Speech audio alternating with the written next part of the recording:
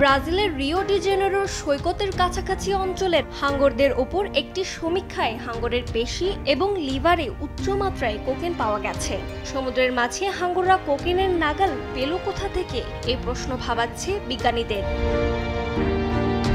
Brazil ভিত্তিক গবেষণা প্রতিষ্ঠান ওসওয়াল্ডো ক্রুজ ফাউন্ডেশনের একদল বিজ্ঞানী এই নিয়ে গবেষণা শুরু করেছে।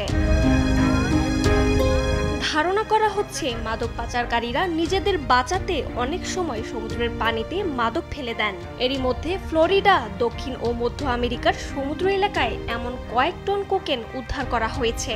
সামুদ্রিক প্রাণীদের উপর এর প্রভাব সম্পর্কে বিজ্ঞানীরা অনেক দিন ধরেই সতর্ক করে আসছেন। 2021 সালের সেপ্টেম্বর থেকে 2023 সালের আগস্টের মধ্যে জেলেদের জালে আটকা পড়া 13টি হাঙ্গর পরীক্ষা করে বিষয়টি নিশ্চিত করেছেন গবেষকরা।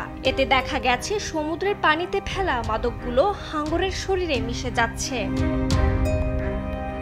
গবেষণার অংশ হিসেবে তারা ব্রাজিলের উপকূলে বসবাসকারী 13টি তীক্ষ্ণ নাকের হাঙ্গরের শরীরে মাদকের পরীক্ষা চালান।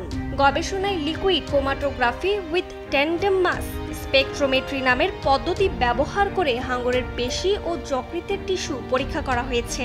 এই পদ্ধতিতে তরলের মধ্যে অণুগুলো আলাদা করে সেখানে কোকেনের অস্তিত্ব পরীক্ষা করা হয়। এই গবেষণা প্রথমবারের মতো প্রমাণ করেছে যে সমুদ্রে অবাধে চলাচলকারী হাঙ্গরের দেহেও মাদকের অস্তিত্ব থাকতে পারে।